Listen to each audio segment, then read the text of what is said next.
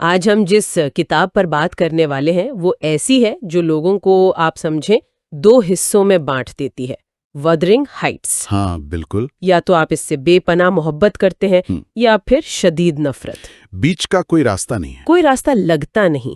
ہمارے ایک قاری نے، جیسا کہ ذرائع میں لکھا ہے، بڑی خوبصورتی سے کہا کہ وہ اسے چائے پیتے ہوئے محبت میں پڑھنے والے انگریزوں کی کہانی سمجھ کر پڑھنے بیٹھے تھے۔ ہاں، یہ بہت عام غلط فہمی ہے۔ لیکن جو انہیں ملا وہ کچھ بالکل ہی مختلف تھا۔ بالکل، اور یہی اس ناول کی سب سے بڑی طاقت اور شاید کمزوری بھی ہے۔ ہمارے پاس آج جو ذرائع ہیں وہ بھی اسی تنوع کو دکھاتے ہیں۔ مطلب ایک گہرا تعلیمی تجزیہ ہے، پھر نسائی تنقید پر ایک ماسٹرز کا مقالہ ہے، اچھا، کچھ مضامین ہیں جو اس کی علامات پر بات کرتے ہیں، اور ساتھ ہی جو مجھے بہت دلچسپ لگے وہ جدید دور کے قارئین کے آن لائن تبصرے ہیں۔ ہاں، وہ ایک سچی تصویر پیش کرتے ہیں۔ جی، ہمارا مشن آج صرف کہانی سنانا نہیں ہے، بلکہ یہ کھوج لگانا ہے کہ آخر یہ کتاب اتنی متنازع کیوں ہے، اور اس کی آپ کہیں کہ رومانوی سطح کے نیچے جو طوفان چھپے ہیں ان کو سمجھنا ہے۔ تو چلے اس سب سے بڑی غلط فہمی سے ہی شروع کرتے ہیں جو تقریباً ہر کوئی اس کتاب کے بارے میں رکھتا ہے، کہ یہ ایک رومانوی کہانی ہے۔ بالکل، کہ یہ ایک محبت کی کہانی ہے۔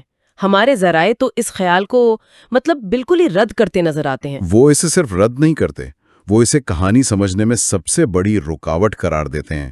ایک تعلیمی ماخذ میں بہت واضح لکھا ہے کہ کیتھرین اور ہیتھ کلف کی محبت وہ کوئی نرم مہذب جذبہ نہیں ہے، بلکہ یہ فطرت کی ایک تباہ کن بے لگام قوت جیسی ہے۔ واو، تباہ کن قوت۔ جی، جیسے آگ اور طوفان جو سکون نہیں تباہی لاتی ہے۔ اور جدید قارئین کے تبصرے بھی یہی کہتے ہیں۔ ایک قاری نے لکھا، میں ایک عظیم محبت کی کہانی پڑھنے آیا تھا اور مجھے ملا کیا؟ ایک دوسرے سے بدترین سلوک کرنے والے برے لوگوں کا گروہ۔ یہ رد عمل بہت عام ہے۔ جی، کیونکہ یہ ایک گوتھک ناول ہے۔ اس کی بنیاد محبت نہیں بلکہ ظلم، انتقام اور شدید نفسیاتی اذیت پر رکھی گئی ہے۔ برونٹے کا مقصد آپ کو آرام دہ محسوس کروانا نہیں بلکہ بے چین کرنا ہے۔ لیکن یہ ایک بہت بڑا رسک نہیں تھا؟ کیا برونٹے کو یہ ڈر نہیں تھا کہ قاری کتاب ہی بند کر دے گا اگر اسے کوئی ایک بھی کردار پسند نہ آئے؟ یہ تو لکھنے کے بنیادی اصولوں کے خلاف لگتا ہے۔ یہ ایک بہترین نکتہ ہے، اور یہی اس ناول کی انقلابی حیثیت کو ظاہر کرتا ہے۔ کردار جان بوجھ کر ناپسندیدہ بنائے گئے ہیں۔ اچھا، ہاں، ہیتھ کلف کوئی رومانوی ہیرو نہیں ہے جو حالات کا مارا ہوا ہو۔ وہ ظالم ہے، بدلہ لینے والا ہے، اور سب سے دلچسپ بات یہ ہے کہ ناول میں وہ خود اس خیال کا مذاق اڑاتا ہے۔ وہ خود کیسے؟ جب ایزابیلا اس کے ساتھ بھاگ جاتی ہے تو وہ کہتا ہے کہ اس احمق لڑکی نے مجھے کسی رومانس کا ہیرو سمجھنے کی غلطی کی ہے۔ یعنی برونٹے خود قاری کو بتا رہی ہیں کہ خبردار، اس کردار کو غلط مت سمجھنا۔ واہ، یہ تو بہت ہی خود آگاہ تحریر ہے، اور یہ صرف ہیتھ کلف تک محدود نہیں ہے۔ ایک قاری نے لکھا کہ اسے کسی بھی کردار سے خود کو جوڑنے میں ایک پریشان کن احساس ہوا، چاہے وہ کمزور ایڈگر لنٹن ہو یا کہانی کی راوی نیلی ڈین۔ ہاں، نیلی دین، جو بظاہر تو ایک اچھی گھریلو ملازمہ لگتی ہے، لیکن ذرائع اسے چالاک اور خود غرض قرار دیتے ہیں، جو کہانی کو اپنے مطلب کے مطابق توڑ مروڑ کر پیش کرتی ہے۔ بالکل۔ اور یہ جو راوی یعنی نیلی ڈین کا ناقابل اعتبار ہونا ہے، یہ خود ایک بہت بڑا اشارہ ہے کہ شاید کہانی کی سطح کے نیچے کچھ اور چل رہا ہے۔ صحیح۔ یہ ہمیں صرف کرداروں کی کہانی نہیں سنا رہی، بلکہ ہمیں ان سماجی ڈھانچوں کی طرف دھکیل رہی ہے جنہوں نے ان کرداروں کو ایسا بنایا، اور یہیں سے ہمارے تعلیمی ذرائع، خاص طور پر وہ نسائی تنقید والا مقالہ، گفتگو میں شامل ہوتا ہے۔ یعنی یہ ناول افراد کے بارے میں کم اور اس نظام کے بارے میں زیادہ ہے جس میں وہ رہتے تھے، 19ویں صدی کا پدرانہ نظام۔ جی ہاں، یہ ناول اس نظام پر اور خاص طور پر شادی کے ادارے پر ایک انتہائی سخت اور بے رحمانہ تنقید ہے۔ شادی کے ادارے پر؟ جی، یہ اس خوبصورت پردے کو ہٹا کر دکھاتا ہے جو وکٹورین شادی کے اوپر ڈالا گیا تھا۔ تو اس دور میں شادی کی حقیقت کیا تھی؟ ذرائع اس کی کیا تصویر پیش کرتے ہیں؟ مقالے میں اس وقت کے قانون کی کچھ تفصیلات ہیں، اور وہ واقعی چونکا دینے والی ہیں۔ اچھا۔ شادی کے بعد عورت قانونی طور پر ایک فرد نہیں رہتی تھی۔ اس کی تمام جائیداد، چاہے وہ وراثت میں ملی ہو یا اس نے خود کمائی ہو، فوراً شوہر کی ملکیت بن جاتی تھی۔ کیا مطلب؟ سب کچھ؟ سب کچھ۔ اس کی قانونی شناخت معطل ہو جاتی تھی، جیسے وہ قانون کی نظر میں موجود ہی نہ ہو۔ ایک منٹ، آپ کہہ رہے ہیں کہ وہ قانونی طور پر ایک طرح سے مر جاتی تھی؟ بالکل یہی الفاظ استعمال کیے جا سکتے ہیں۔ وہ اپنے شوہر کی ملکیت بن جاتی تھی، اور اس سے بھی زیادہ خوفناک بات، اس سے بھی زیادہ؟ جی، کہ شوہر کی طرف سے جسمانی تشدد بھی ایک حد تک قانونی طور پر قابل قبول تھا۔ قانون کہتا تھا کہ جب تک تشدد سنگین اور وزنی نہ ہو، اس پر کوئی کارروائی نہیں ہو سکتی۔ یا اللہ! ناول میں یہ حقیقت بہت بے رحمی سے سامنے آتی ہے جب لنٹن دوسری کیتھرین سے کہتا ہے کہ اس کی تمام چیزیں، یہاں تک کہ اس کی کتابیں اور تصاویر بھی، اب اس کی ہیں۔ وہ کہتا ہے، تمہیں کچھ دینے کو نہیں ہے، وہ سب میری ہیں۔ یہ صرف ایک ظالم کردار کی دھمکی نہیں، یہ اس دور کی قانونی حقیقت کا اعلان ہے۔ بالکل۔ یہ جان کر تو کیتھرین کا سماجی ترقی کے لیے ایڈگر سے شادی کا فیصلہ بالکل مختلف روشنی میں نظر آتا ہے۔ میں نے ہمیشہ سوچا تھا کہ یہ ایک رومانوی ٹریجڈی ہے، ایک ذاتی ناکامی، لیکن آپ کہہ رہے ہیں کہ یہ ایک معاشی اور قانونی مجبوری تھی۔ ہرگز ذاتی ناکامی نہیں۔ جیسا کہ ایک قاری نے تبصرہ کیا، اس کے پاس انتخاب بہت محدود تھے۔ معاشرہ عورتوں پر شادی کے لیے بے پناہ دباؤ ڈالتا تھا، اور یہ اکثر ایک معاشی سودا ہوتا تھا، دلی پسند نہیں۔ صحیح۔ ایک غیر شادی شدہ عورت کو سماجی ناکامی سمجھا جاتا تھا، تو کیتھرین کا فیصلہ اس کے محدود اختیارات کے دائرے میں ایک منطقی قدم تھا، چاہے اس کے نتائج تباہ کن ہی کیوں نہ ہوں۔ یہ ہمیں کہانی کی گہرائی میں لے جاتا ہے۔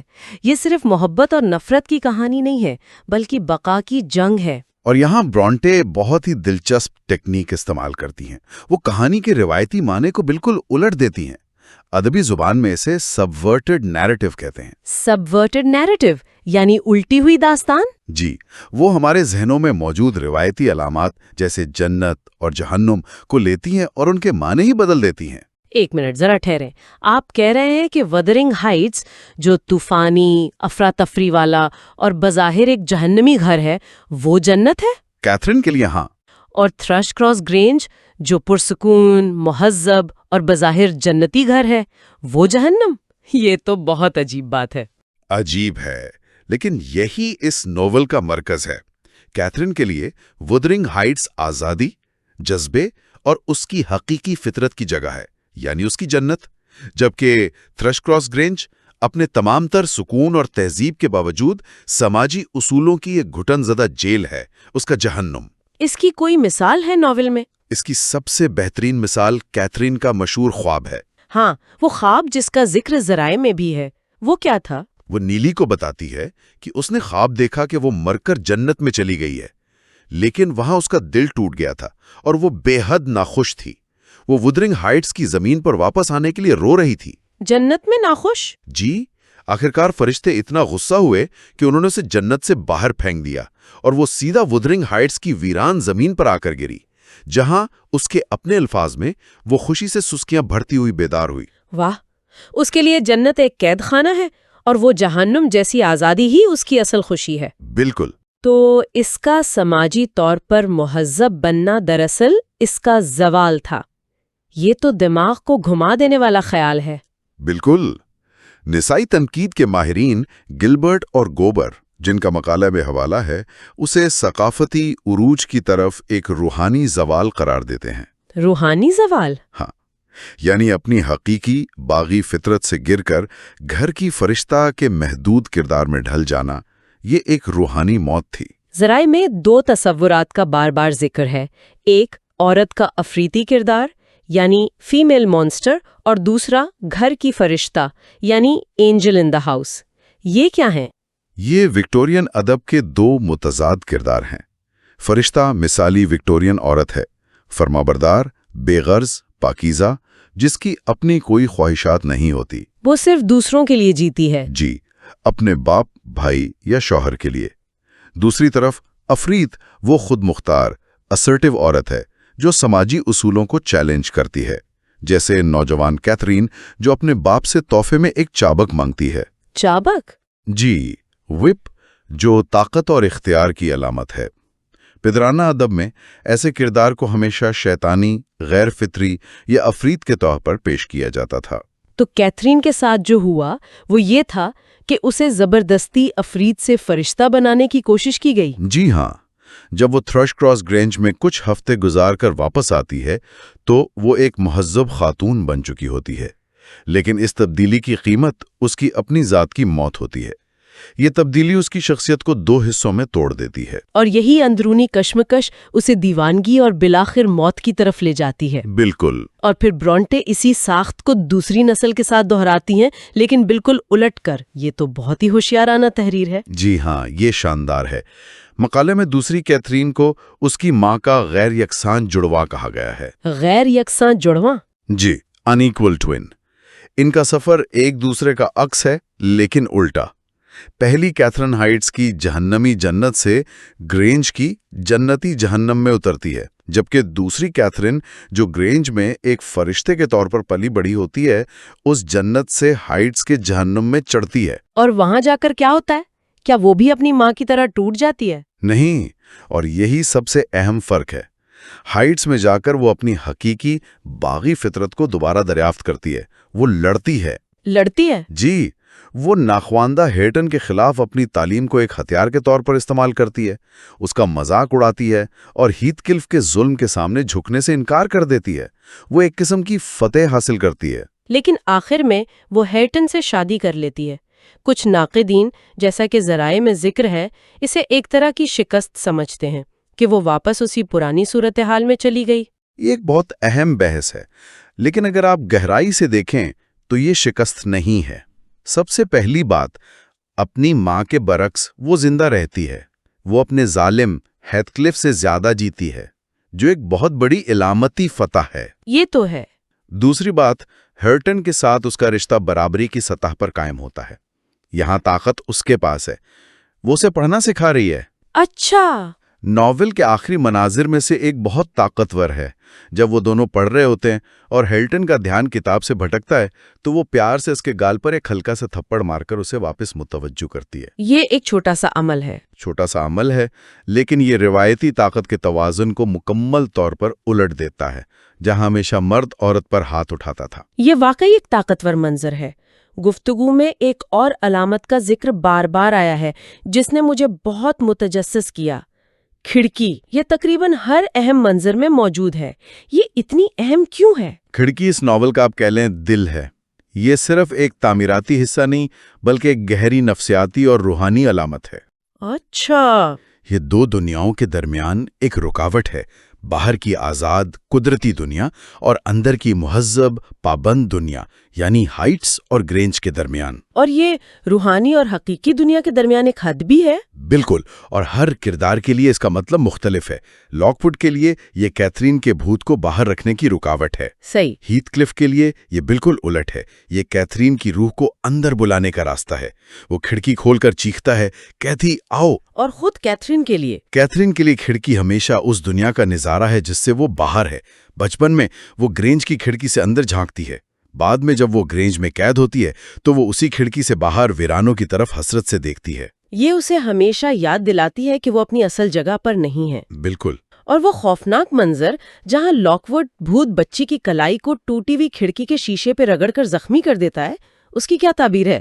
وہ منظر صرف ڈرانا نہیں، وہ ایک گہرا پیغام ہے۔ ذرائع اسے خواتین پر ہونے والے ظلم اور تعلیم تک ان کی محدود رسائی کے ایک طاقتور استعارے کے طور پر تعبیر کرتے ہیں۔ استعارہ؟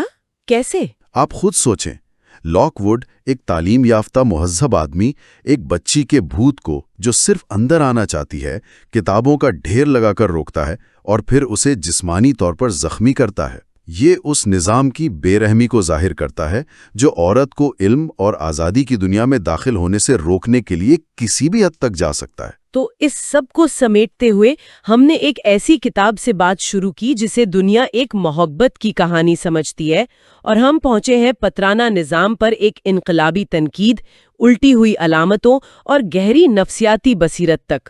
وودرنگ ہائٹس محبت کی کہانی نہیں، یہ طاقت، بغاوت اور بقا کی کہانی ہے۔ بالکل، یہ قاری کو چیلنج کرتی ہے۔ یہ ہمیں مجبور کرتی ہے کہ ہم ان ناپسندیدہ کرداروں سے آگے دیکھیں اور ان جابرانہ سماجی ڈھانچوں کو سمجھیں جنہوں نے انہیں ایسا بنایا۔ اور اسی لیے اس پر آج بھی اتنی شدید بحث ہوتی ہے۔ جی، کیونکہ یہ آسان جوابات دینے سے انکار کرتی ہے۔ یہ نیکی بمقابلہ بدی کی سیدھی سادی کہانی نہیں، بلکہ وجود کے دو مختلف طریقوں کی جنگ ہے۔ ویدرنگ ہائٹس کی خام، قدرتی، جذباتی دنیا بمقابلہ گرینج کی مہذب، پابند اور منطقی دنیا۔ یہ ایک بہت اہم نقطہ ہے۔ یہ صرف دو خاندانوں کی کہانی نہیں، بلکہ دو نظریات، دو دنیاؤں کی جنگ ہے۔ سننے والوں کے لیے کوئی آخری سوچ چھوڑنے سے پہلے یہ واضح ہے کہ یہ ناول اپنی اسی پیچیدگی کی وجہ سے ہی لازوال ہے۔ جی، اور اب ایک آخری سوال پر غور کریں جو ہمارے ذرائع اٹھاتے ہیں۔ ایملی برونٹے نے اپنی بہنوں کی طرح ابتدا میں ایک مردانہ قلمی نام ایلس بل سے یہ ناول شائع کیا۔ ہاں، یہ تو معلوم ہے۔ جب دنیا کو پتہ چلا کہ مصنف ایک عورت ہے تو تنقید کا رویہ جو پہلے ہی سخت تھا، ہمدردی سے توضیح میں بدل گیا۔ اچھا۔ اور جہنم کا الٹ پھیر صرف ایک ذہین ادبی انتخاب تھا، یا 19ویں صدی کی ایک عورت کے لیے اپنے ارد گرد کی دنیا پر تنقید کرنے کی یہ ایک لازمی حکمت عملی تھی، ایک ایسا کوڈ جسے صرف گہرائی میں جا کر ہی سمجھا جا سکتا تھا تاکہ اسے اور اس کے خیالات کو فوری طور پر مسترد نہ کر دیا جائے۔